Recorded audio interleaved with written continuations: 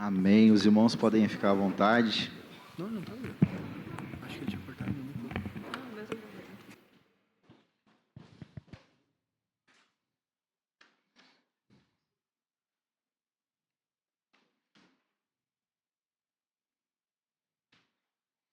Essa música a gente declarou que em todo tempo iremos cantar a bondade de Deus. Amém?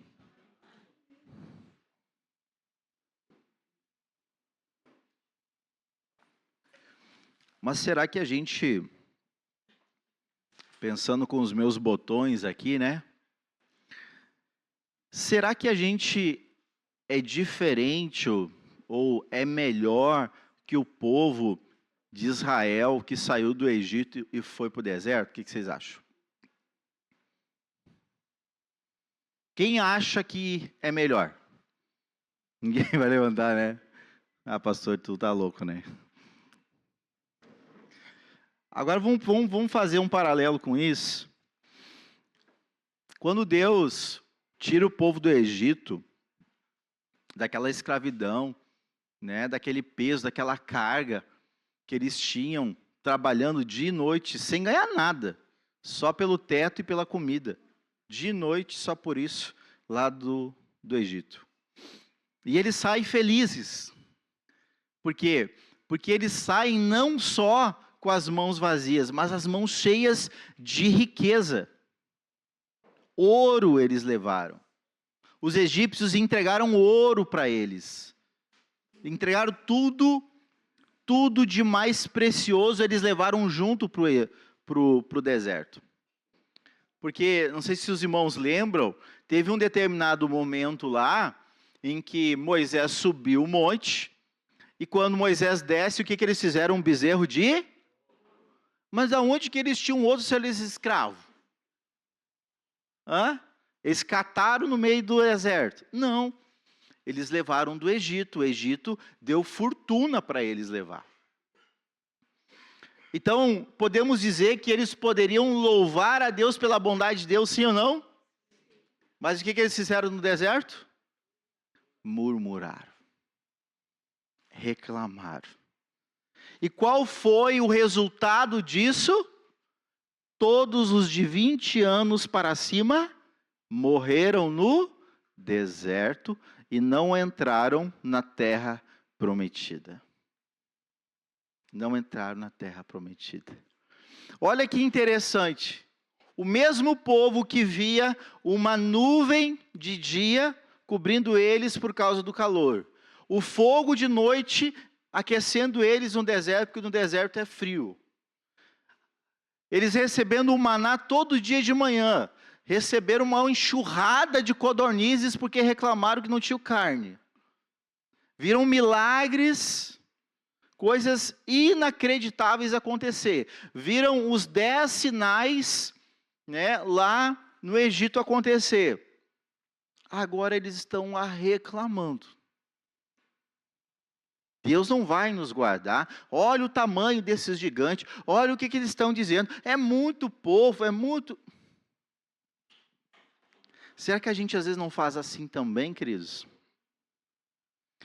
E é por isso que eu acho que é o tempo de falarmos o que nós estamos falando, sobre despertar.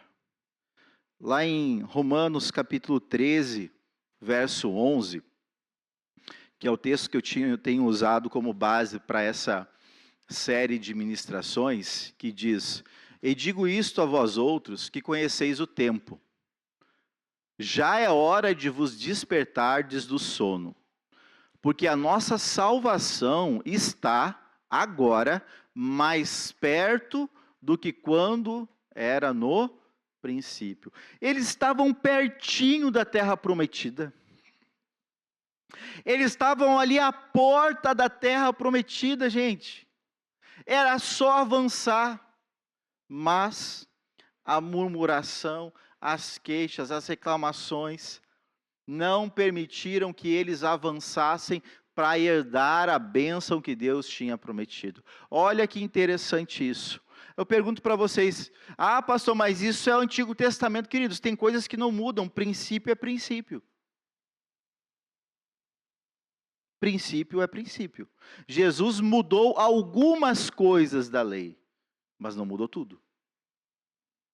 E essa ação divina, espiritual, não muda.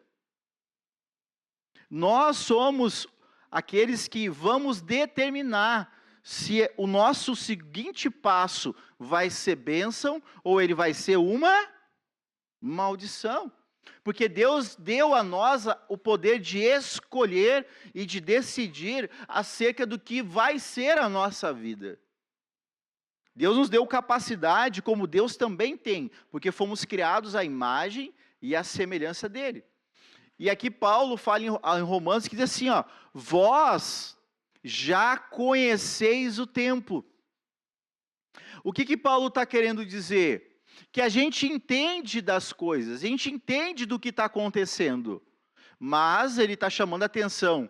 Olha, despertem.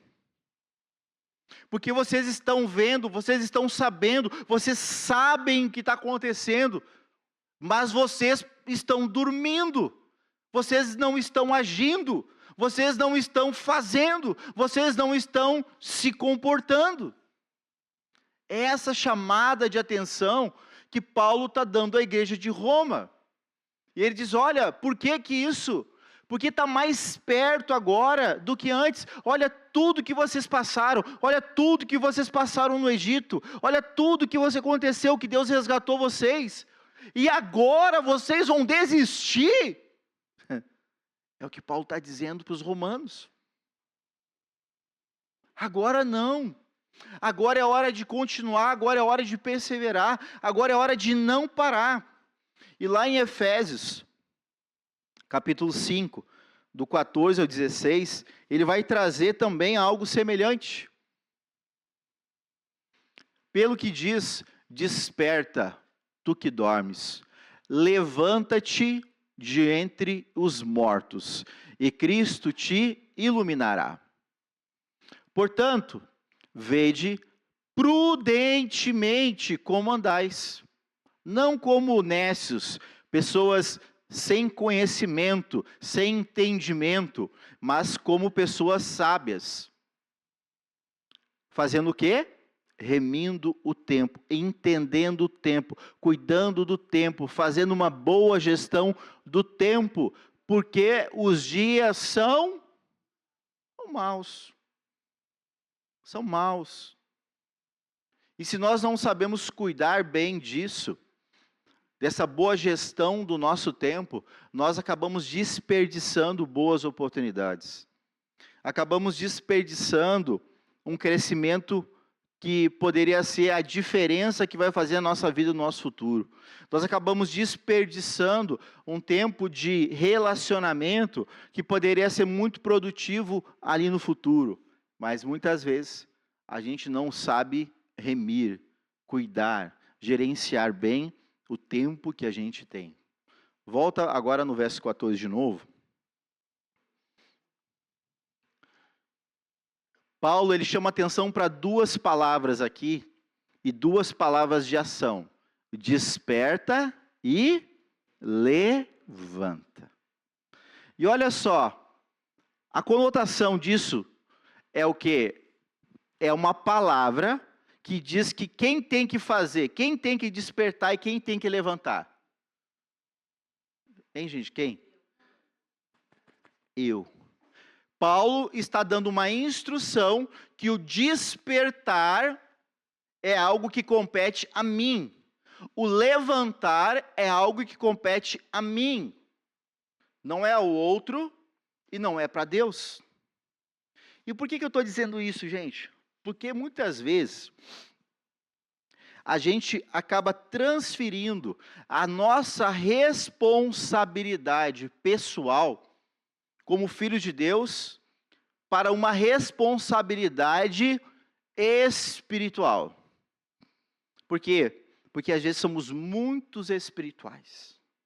E aí tem crente que faz o quê? Mas vamos orar para ver se eu tenho que levantar. Vamos ver o que Deus vai dizer. Vamos orar se eu devo orar. Eu já vi dessa. Vamos orar se eu devo perdoar. Vamos orar se eu devo falar com a pessoa. Gente, desculpa a palavra que eu vou usar. Isso é hipocrisia, religiosidade. Isso é espiritualismo. Porque se Deus já disse o que tem que ser feito, para que eu vou ter que orar para Deus confirmar isso em mim, gente? E a gente entra nessa brincadeira de correr atrás do rabo. E aí fica o crente em conflito. Por quê? Porque Deus não vai responder coisa que Ele já disse para fazer. Pergunto, você diz para o seu filho, filho, vai e arruma o quarto. Ele vai dizer assim, eu vou orar para ver se Deus mandou eu arrumar o quarto. Como é que você vai se sentir?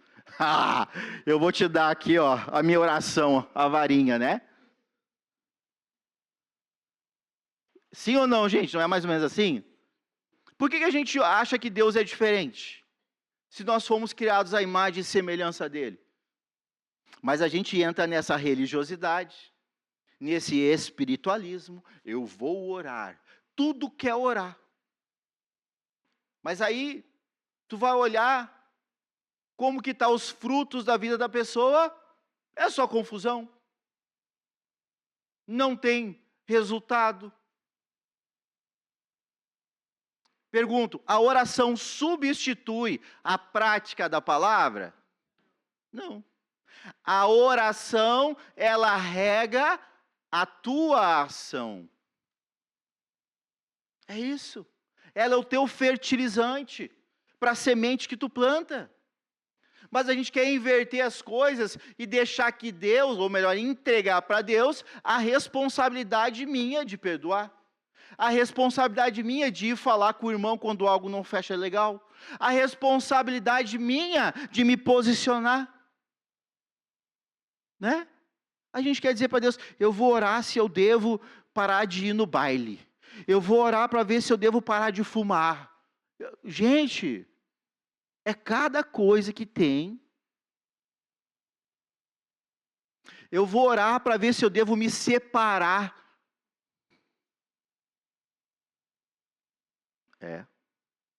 A gente está vivendo tempos difíceis. Mas olha o que Romanos 15:4 diz para nós.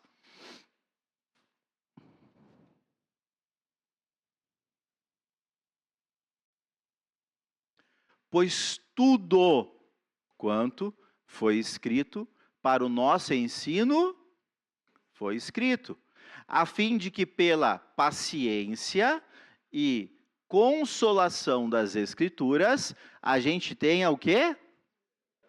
Esperança. Só que assim, será que se eu orar, Deus não vai agilizar? Porque, se tiver que fazer, vai demorar. Às vezes, a gente só troca os prédios, mas a religião continua dentro da gente. A gente só troca o nome da fachada, a religião continua dentro da gente. E a gente tem que se perguntar, eu me converti? Ou eu mudei de ambiente? Eu sou uma pessoa melhor? Eu estou vivendo o evangelho? Eu só mudei as amizades, os lugares que eu vou. Que agora eu não vou mais no baile, não tem mais bebida. Mas as conversas torpes continuam igual. As intenções, às vezes erradas do coração, continuam igual. Os pensamentos imundos continuam igual. O que acontece? Que isso permanece dentro de nós. Será que é porque a gente não tem realmente recebido a palavra como um ensino para a minha vida? Para que eu possa, por ela, confiando nela, crendo nela, ter a paciência de que as coisas vão acontecer porque eu espero no Senhor? eu não tenho medo de confiar no Senhor. Me disseram uma coisa ontem, e eu disse assim, fica tranquilo. Sabe por quê? Porque o meu Deus é a minha justiça. Eu não preciso me justificar. E você crê também? Porque quem anda sobre a verdade não precisa ter medo. Quem anda sobre princípios não tem que temer nada e ninguém. Porque Paulo disse, o máximo que pode fazer é matar o teu corpo. O máximo. Hã? Ah, pastor, tá louco? Pois é. Mas a gente não vive por esse tempo. Eu não, pelo menos. Amém, gente? Amém. A gente tem que saber para onde a gente corre. Para onde a gente caminha. Em quem a gente crê. Para onde a gente vai. Qual a corrida que a gente está disposto a correr. Nós temos que ter isso claro para nós, para a nossa vida. Em Efésios capítulo 5, verso 1 e 2, está aqui o modelo. Sede, pois, imitadores de Deus, como filhos. Por que ele diz como filhos amados? Os filhos não imitam os pais, gente? Imita, não imita? O filho vê o pai fazer, a filha vê a mãe fazer, ela quer fazer igual. O que é que Paulo está aconselhando? Queridos, como filhos de Deus, imitem o vosso pai. Imitem o vosso pai. Sejam como o vosso pai. Se tornem parecidos como o vosso pai. Não quer dizer que vai ser tudo fácil. Não quer dizer que não vai ter dia difícil. Não. Mas quando a gente decide imitar o pai como o filho amado, o pai tem solução para as coisas. O pai nos dá esperança. O pai trabalha dentro de nós, na nossa vida, por meio do Espírito Santo, para que a gente possa suportar. E entenda, tem coisa que você não vence, tem coisa que você suporta. Tem coisa que você suporta.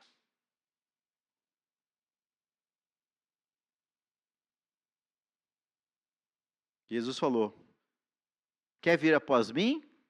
Pegue a sua e me siga. Mas o meu fardo é leve.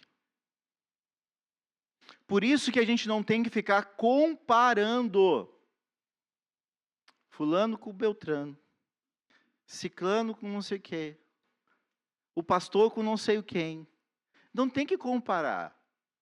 Cada um Deus fez diferente do outro. O gêmeo é parecido, mas não é igual. Tem DNA igual, mas não é igual. Não é. Porque Deus fez cada um diferente do outro. E isso precisa estar muito claro para nós. Bota o verso 2. E andai em amor, como também Cristo nos amou. Olha só, Deus não nos pede algo que Ele não fez. Olha que maravilhoso, gente. Deus não nos pede algo que Jesus não fez. Ele suportou a dor, sofrimento, castigo, tudo, julgamento, até a cruz de morte. E se Deus quiser, a gente nunca vai encontrar uma cruz, amém? Mas, tem outros tipos de cruz que a gente vai carregar. Quer ver? Vou dar um exemplo para você. Você tem uma cruz que você carrega e você não escolheu e tem que saber lidar. Sua família. Né? Você não tem como evitar. Você veio dali, não foi? Então o que você tem que fazer? Aprender a lidar, andar em amor. como Cristo te amou e se entregou a si mesmo por você, como oferta de sacrifício a Deus em aroma suave. Agora eu pergunto, você é a sua mãe e o seu pai? Não, você é outra pessoa. E vou dizer aqui, veio no meu coração agora, se você já saiu da casa da mãe e do pai, tu não deve mais nada. Você não é refém deles e nem escravo. Porque tem muita gente que anda no miudinho com a mãe e com o pai, mesmo depois que casou e botou aliança no dedo. Inclusive, cadê a minha? É verdade. É verdade. Às vezes estraga o próprio relacionamento por causa do pai ou da mãe. E aí? Como é que fica? Então, cuidado, queridos. Cuidado com esse tipo de coisa. Porque às vezes a gente está deixando que outras culturas venham transformar e venham acabar prejudicando a nossa vida e também a nossa família. Efésios 4:1, olha o que diz lá. Rogo-vos, pois eu, o prisioneiro no Senhor. Prisioneiro. O que vocês acham? O que vocês acham disso? Eu gosto desse termo. Paulo se considerava prisioneiro de Jesus. Você? Eu não, tá louco? Eu não sou. Só que isso aqui não é um termo pejorativo, maldoso. Não. Ele diz assim, olha, o cara morreu por mim. Ele me amou, ele me perdoou. Ele tirou toda a maldição da minha vida. Olha quem eu era, eu me achava. Quando eu encontrei ele, eu vi que eu não era nada. E agora eu sou outra pessoa. Agora eu entendi, eu fui chamado. Como eu não vou andar preso com ele? Marido, esposa, tu está preso a tua esposa e o teu marido. Assim como também nós cristãos devemos estar presos a Cristo. Amém? E Paulo está dizendo isso não para trazer peso sobre nós, mas para que a gente possa entender que a partir desse momento nós venhamos a andar, viver de um modo digno. Pergunto, você gostaria que o seu filho desonrasse o teu nome? E o que seria o seu filho desonrar o seu nome para você? Seria talvez ele não fazer aquilo que você ensinou? Seria? Seria, né? Ele não seguir o ensino, a educação que você deu? Seria desonrar você? E não é a mesma coisa que Deus ele pede para nós? Quando ele diz, andem de maneira digna. E que dignidade é essa? Voltamos lá para os evangelhos de Jesus. Amem e vocês serão amados. Perdoem e vocês serão perdoados. Não julguem para que não serão julgados. Deem para que vocês recebam de volta. Abençoem para que vocês sejam abençoados. Tudo ele está dizendo, começa por mim despertar, começa por mim levantar, começa pela minha atitude primeiro. Andar de modo digno da vocação, do que ele nos ensinou, do que ele nos chamou, do que ele conquistou para nós na cruz. A gente não tem que viver como escravo do diabo, mas como escravo de Cristo. Porque é melhor andar com Cristo do que andar nas trevas, querido. É melhor andar com Cristo do que andar com um demônio batendo na tua cabeça o tempo inteiro, dizendo para ti, ó isso, ó aquilo, isso, fala aquilo, não sei o quê. Gente, que perturbação! Que vida desgraçada é essa? Mas o Senhor nos convida e nos chama, seja prisioneiro do Senhor. Viva livre. Viva de maneira digna dessa vocação que você foi chamado. E aí ele vai dar algumas ferramentas, algumas instruções do que é viver de maneira digna, lá a partir do verso 17 agora. E isso tudo é para que a gente possa despertar para um comportamento, para viver de maneira digna de um cristão. É isso.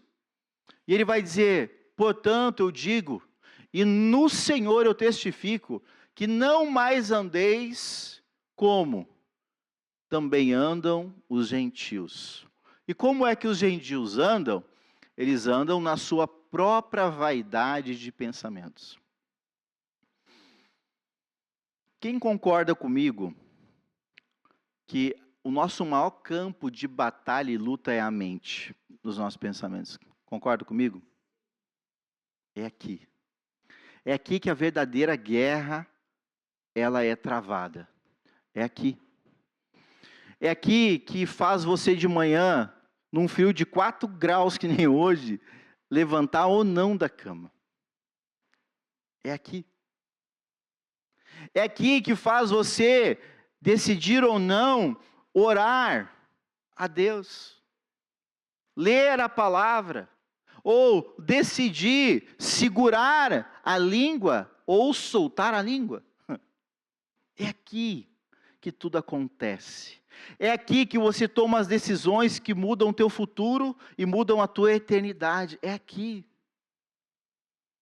É aqui, se a gente não controlar a vaidade dos nossos próprios pensamentos, nós vamos, ou então, agradar o Senhor e viver de maneira digna, ou a gente vai viver de aparência no Senhor, mas de fato desagradando a Deus.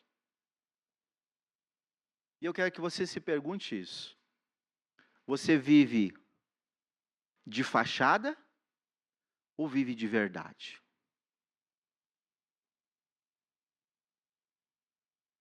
Se hoje o Senhor viesse aqui e Ele disse assim, agora eu vou tirar a tua máscara, o que vai estar atrás dela? Ele vai continuar dizendo no verso 18, obscurecidos de entendimento, pessoas que não conseguem entender as coisas que acontecem. Por quê? Por que elas não conseguem entender? Porque elas estão vivendo na vaidade dos próprios pensamentos. E aí quando tu diz assim, olha, não adianta orar por isso, tu tem que fazer misericórdia da tua vida.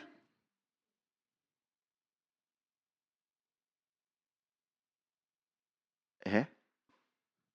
Eu como pastor, eu vejo isso seguido. Porque eu sou muito prático. E o que a Bíblia diz é inegociável.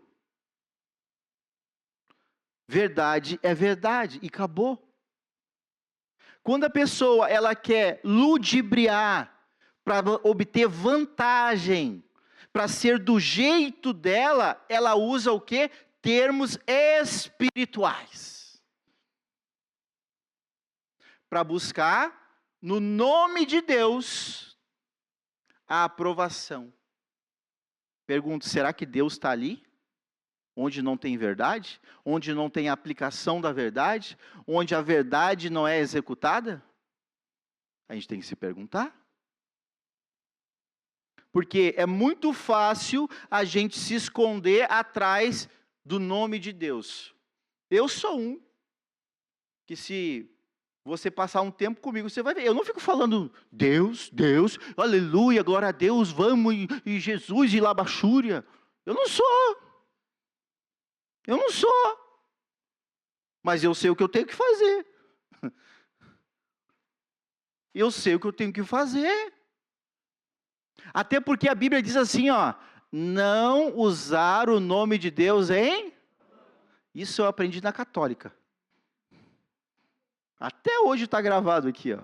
Não usar o nome de Deus em vão. Cuidado. Cuidado. Não brinque com essas coisas.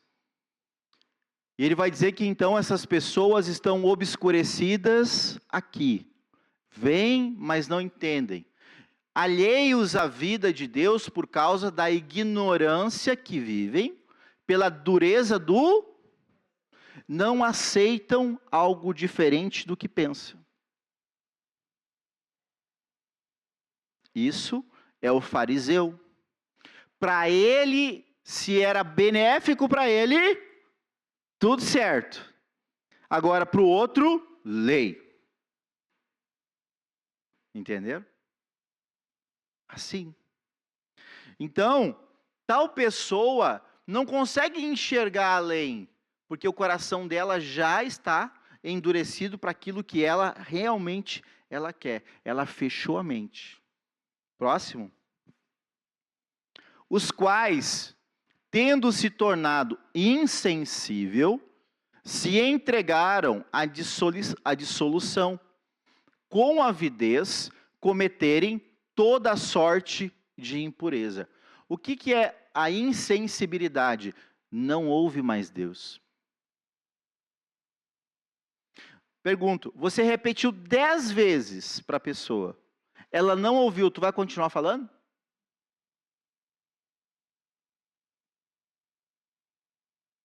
Pois é. Deus fala, Deus fala, Deus fala, Deus fala, Deus fala, Deus fala. Uma hora Deus fica quieto. Por quê? Porque ela não é mais sensível, a pessoa não tem mais sensibilidade, a pessoa não escuta. Então, ela se torna insensível. E aí ela age e fala em nome de Deus, dizendo que Deus fala com ela, não porque de fato Deus fala com ela, mas pela religião, pelo sentir. Aí usa a emoção. Arrepiou. Ai. Mas a mente dela criou e imaginou. Porque a mente não para de produzir. A mente não para. Próximo. Mas não foi assim que... Foi isso que Deus nos ensinou, gente? É isso que a gente aprende nos cultos? É isso que a palavra de Deus fala? E por que a gente faz? Não tem coerência, né? Vamos lá, 21.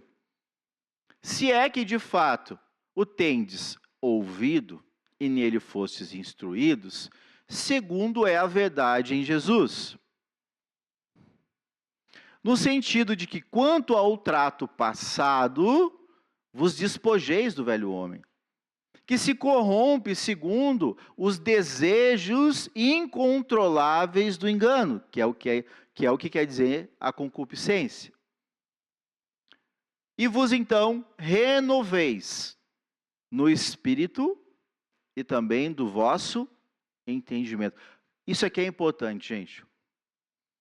Como que a pessoa que está nesse patamar, que uma mente obscurecida de entendimento, que faz só o que ela tem vontade, que ela está com o coração duro, como que uma pessoa vai mudar isso? Como que a pessoa vai voltar a ter sensibilidade no espírito? Como que a pessoa vai voltar a ter a capacidade de poder, puxa, é verdade, de buscar entender as coisas como elas realmente são? Quando ela se arrepender. Quando ela de fato começar a reconhecer o que ela tem feito, como ela tem sido. Aí é o que acontece naquela parábola do filho pródigo. O filho pródigo foi assim, ele endureceu o coração. Me dá tudo que me pertence, me dá a minha herança e eu quero ir embora. fazer do meu jeito. E ele fez. Chegou o momento, e o brabo, sabe o que que é? Que às vezes esse momento é que nem o filho pródigo. É lá no fundo do... E saber que cada um tem uma profundidade de poço diferente. Tem uns que assim, ó, é lá. Lá. Cada um tem a sua. Porque toma tanto, tanto, tanto, que o poço vai ficando mais fundo, mais fundo, mais fundo. Então, para essa pessoa conseguir se renovar no espírito, conseguir de novo buscar entender as coisas como realmente são, não como imagina, começa por arrependimento. Começa por reconhecer até onde tem chegado, que foi o que aconteceu com o filho pródigo. Ele parou, caiu em si e disse assim: meu Deus, olha o que eu estou passando.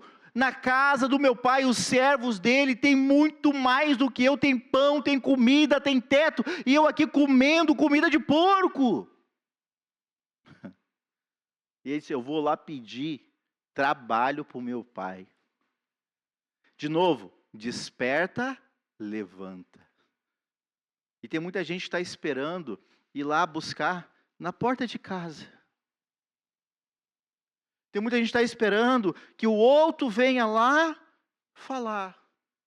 Tem muita gente esperando que se ele não vier me pedir perdão, eu não perdoo.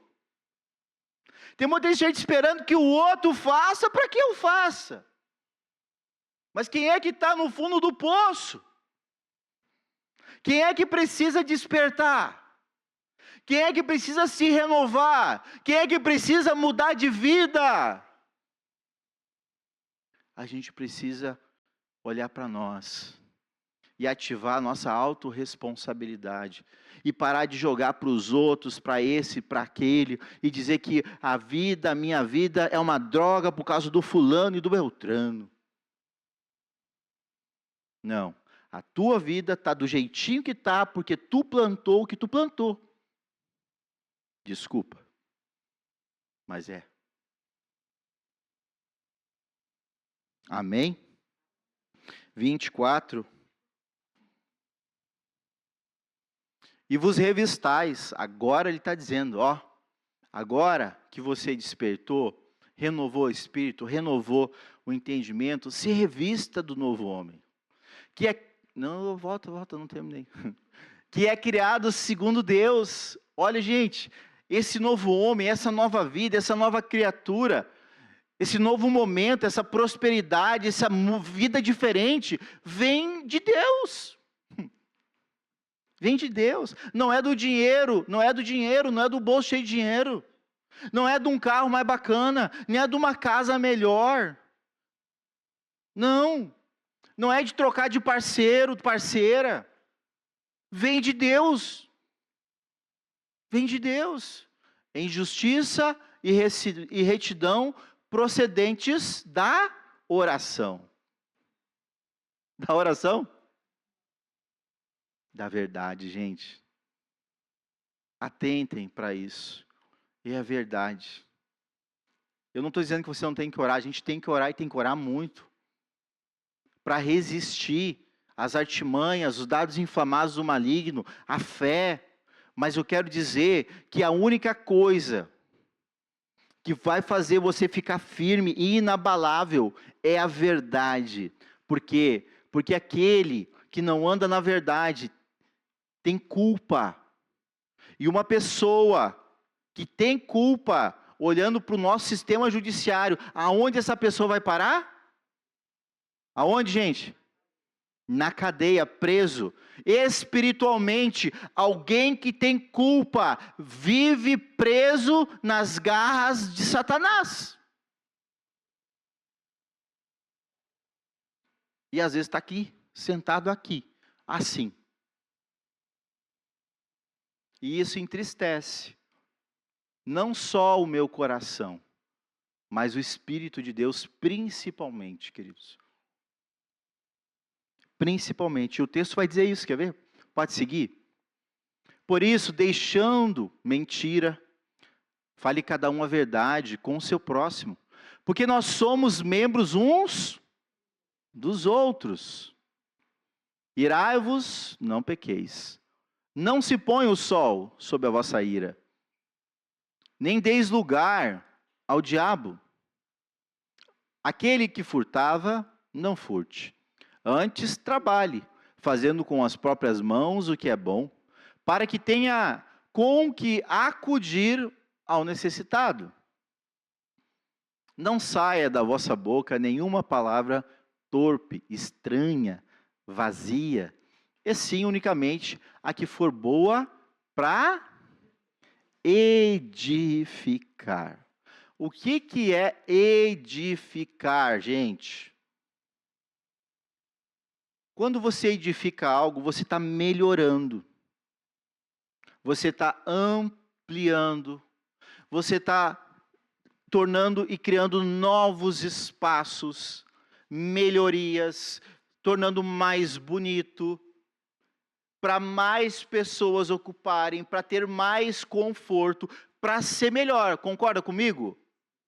Então, as nossas palavras, eu tenho que usar as minhas palavras para tornar a vida da Aline melhor. E não destruir a vida da Aline, criticando, falando, rebaixando. Não. E às vezes a gente não se dá por conta de que muitas vezes a gente está usando as nossas palavras para diminuir, para desfazer, para dividir. E é isso que às vezes acontece. E a gente nem se dá por conta. Porque às vezes está fazendo, nem tanto por si mesmo, mas para agradar outros. Então, ele está ensinando a gente que a gente deve cuidar, que aquilo que a gente faz tem que ter uma única intenção: edificação. Tem que ser bom. Se não for bom, ele diz, não abre a boca. Se não agrega, não abre a boca. Se não vai somar, não abre a boca. Eu vi essa semana um vídeo de um dono de uma empresa, bastante funcionário mesmo. E ele estava no meio assim, e um pátio grande assim, ó, e uma roda gigante de funcionário assim na volta, né? E aí ele fez um exercício com os funcionários ali, e jogou uma coisa no chão lá, e pediu para uma das funcionárias ir lá e juntar. E aí pegou um outro funcionário e aí disse assim, o que aconteceu? Não, a fulana pegou um negócio lá no chão. E aí ele quis usar aquilo como exemplo de, na minha empresa, fofoca nunca mais. E achei muito legal a atitude dele, não sei se ele é cristão ou não, né? Mas ele falando disso. Por quê?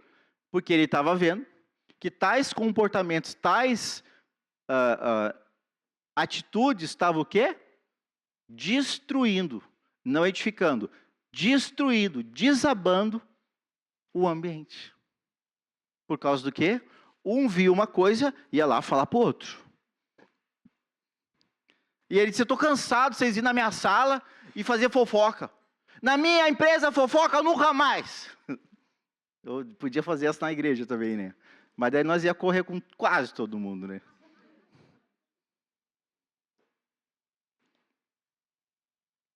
Misericórdia, gente. Isso nós devia estar chorando por uma coisa dessa.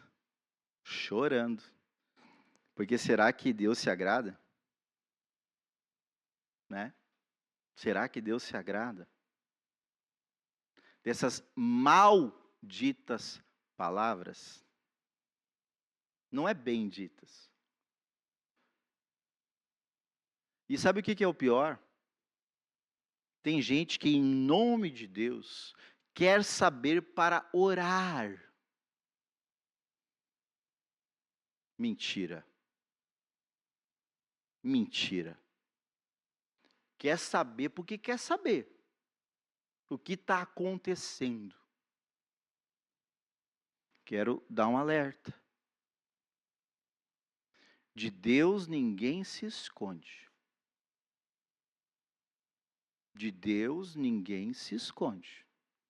Pode se esconder do pastor, do chefe, do dono da empresa, do pai, da mãe.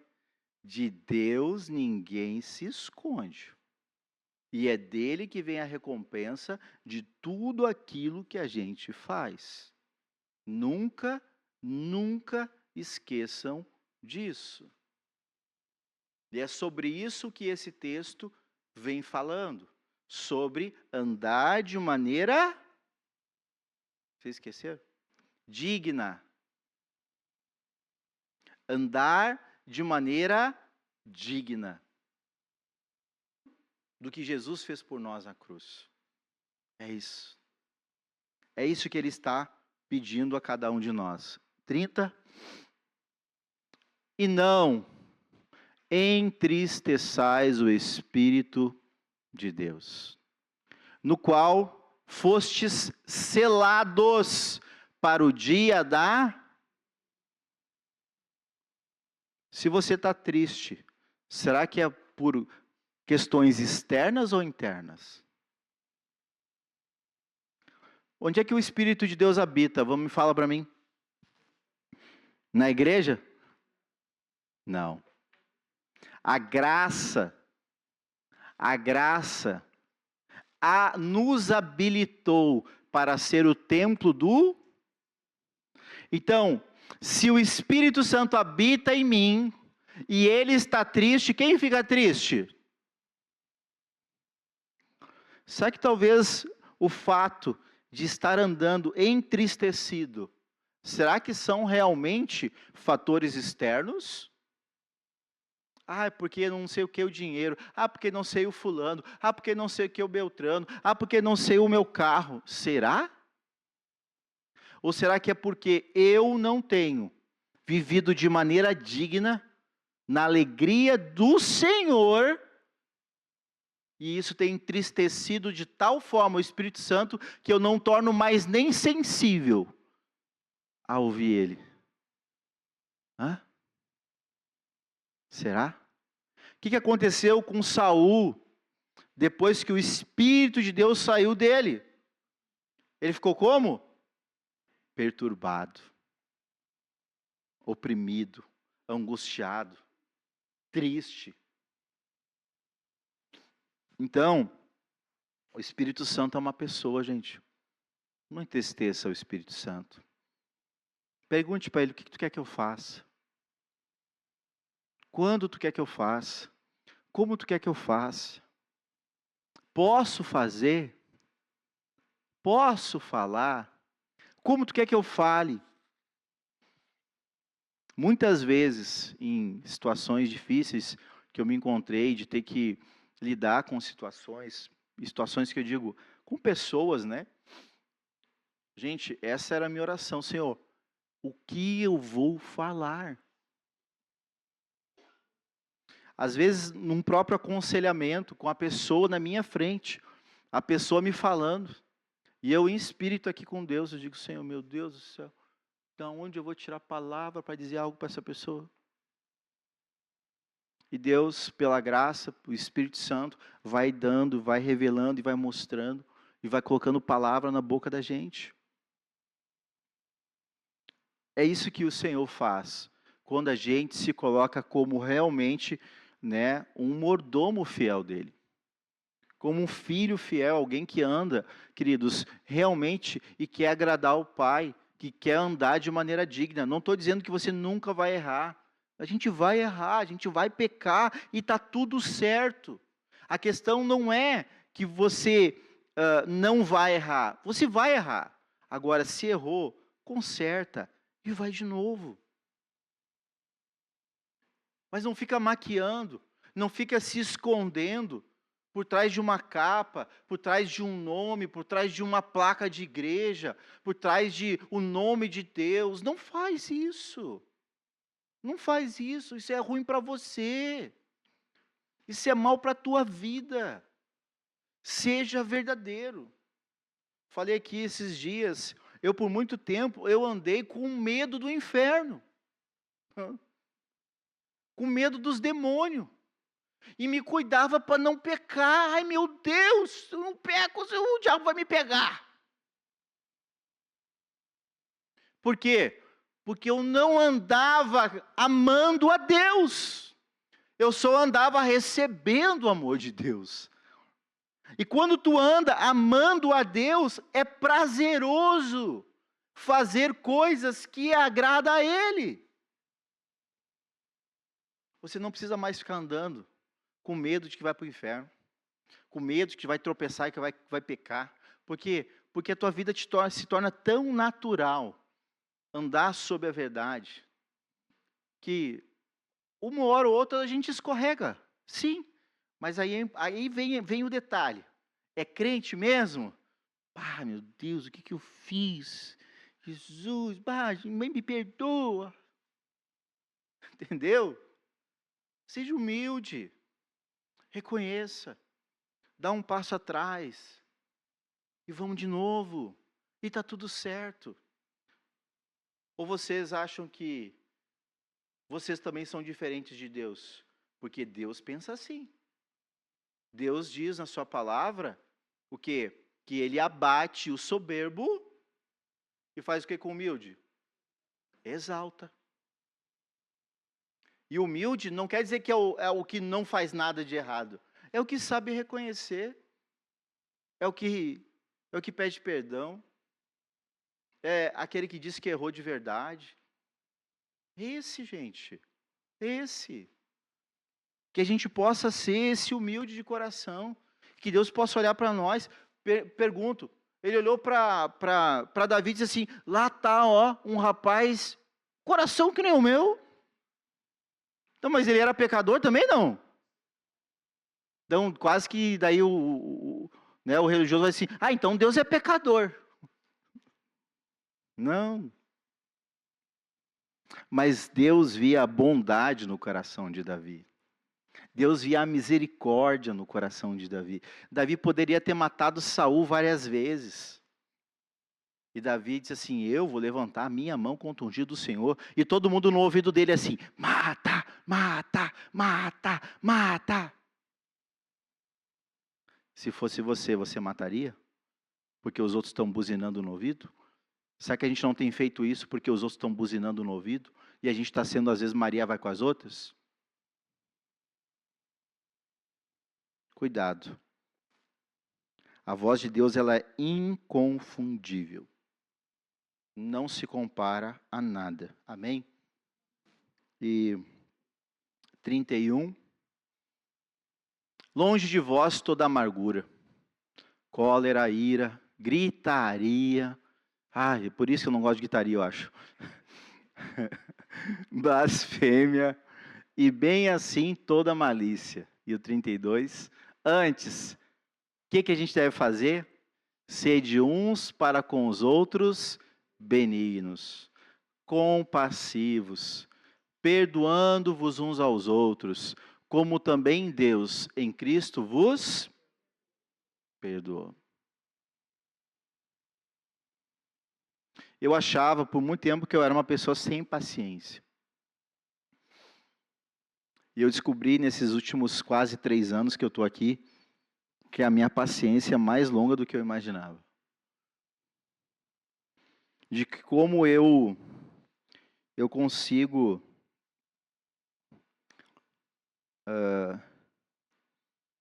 e isso não é meu, tá? Isso não é meu. Porque quem me conhece antes sabe que eu não era assim. Como eu tenho sido, de certa forma, longânimo com muitas coisas. Até com injustiças. Até com maus procedimentos. Então, queridos, Deus vem trabalhando na minha vida muito, em muitas coisas. Não sou perfeito, nenhum de nós aqui é. Mas o que a gente precisa entender é aonde eu posso edificar. Aonde eu posso construir algo melhor? A começar na sua vida. Porque se na sua vida você não tem edificado, como você vai edificar o alheio? Já parou para pensar nisso? Se as coisas na sua vida não estão bem, como que você vai gastar tempo, remir o tempo com coisas que estão prejudicando o que você deveria estar fazendo? Cuidado, cuidado. Talvez seja isso uma fuga para muitos, para não resolver os conflitos que tem. Olha só, uma vez eu trabalhei com uma pessoa e ele fazia muito serão. Fazia muito serão. Todo dia fazia serão. E quanto mais serão, parece para ele era bom, era melhor. Aí passou um bom tempo. Aí, enfim, aí estourou. Apareceu. Por que tanto serão? Não dava para ir para casa.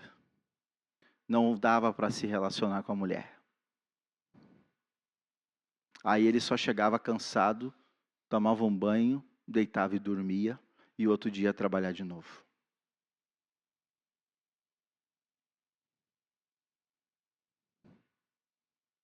Cuidado, viu? Primeiro a sua casa, depois a igreja. Cuidado. Deus em primeiro lugar. E tem muita gente invertendo esses valores na vida, e em vez de edificar a sua vida, sua família, o reino de Deus, está destruindo. Cuidado. Cuidado, meus irmãos. Tá? Mas também não pegue essa palavra para justificar, agora é só minha família. Não seja 8 ou 80. Eu estou dizendo para você ter bom entendimento, porque há tempo para todas as coisas. Equilíbrio. Deus não é Deus de desequilíbrio. Deus não é Deus de confusão. Deus é Deus de ordem. Deus é Deus de justiça. Avalie bem sua vida, seu chamado, seu ministério, aquilo que Deus confiou na sua mão, e não justifique. Vou só terminar aqui para dizer isso. Eu estive nos Legendários o ano passado, só para pastores. Eu nunca vi na minha vida tanto pastor arrebentado, quebrado na vida. Isso mudou a minha maneira de olhar muitas coisas. Nunca vi. Nunca vi. Pastores com megas igrejas, milhares de membros, pastores de igrejas pequenas. Mas por quê? Porque eles também não conseguiram equilibrar as coisas. Isso serve de um bom alerta para a minha vida. Você não é pastor, eu sou. Mas dentro do nível e daquilo que Deus te entregou e confiou à sua mão. Cuidado. A sua vida tem que edificar e não destruir. Amém? Vamos ficar de pé? Uma palavra simples, mas muito direta. E se você pegou o que Deus tinha para você, leve, embrulhe, engula, né, e pratique. Agora nós vamos orar. Para quê? Para Deus confirmar, para Deus adubar, para Deus regar a decisão que você tomou hoje diante da palavra que Ele te entregou. E essa oração é para que você tenha confiança, esperança e paciência no Senhor para ver os frutos acontecer. Amém? Mas para isso é necessário fé. Você crê na palavra de Deus? Tenha fé. Pratique a verdade. E você vai ver a graça e a misericórdia de Deus agindo sobre a sua vida. Põe a mão no seu coração. Fale você com Deus. Declare para Ele qual que é o seu posicionamento. E se comprometa em fazer aquilo que Ele tem dito para você fazer.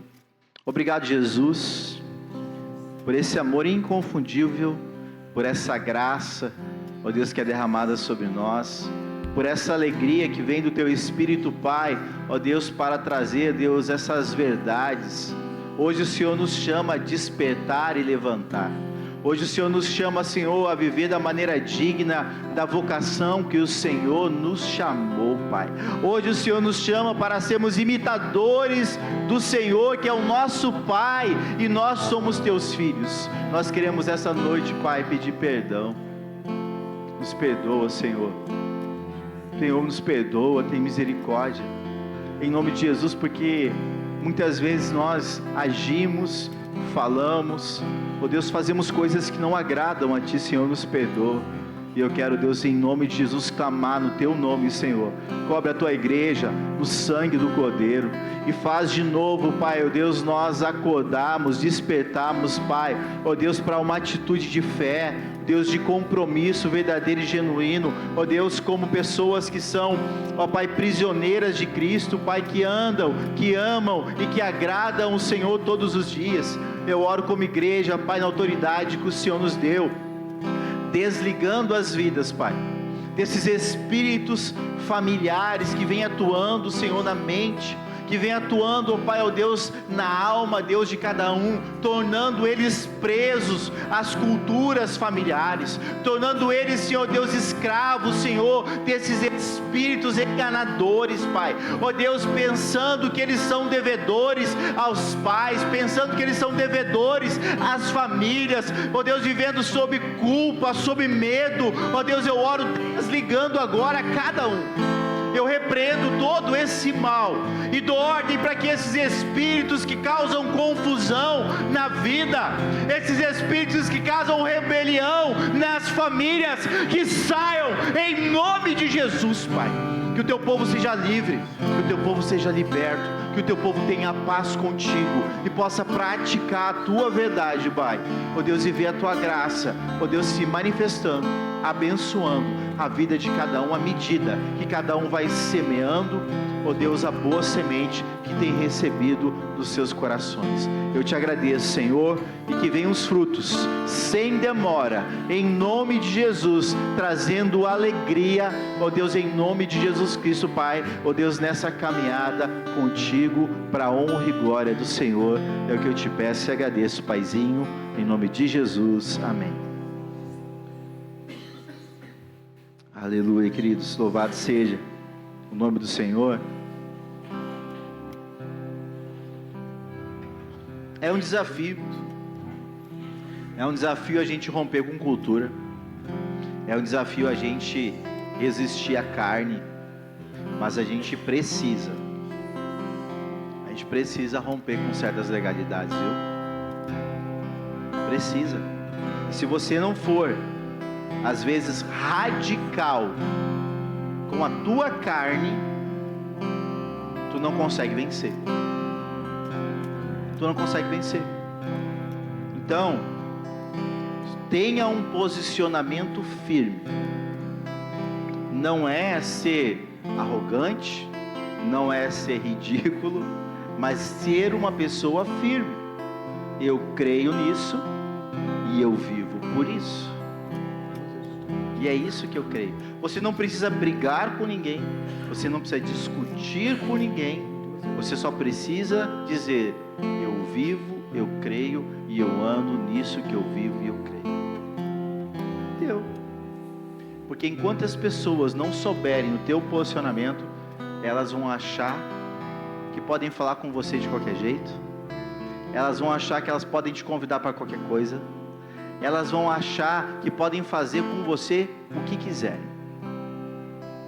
Mas a hora que você mostrar o teu posicionamento, quem é o teu Pai, quem você é agora em Cristo Jesus, não tem mais negócio.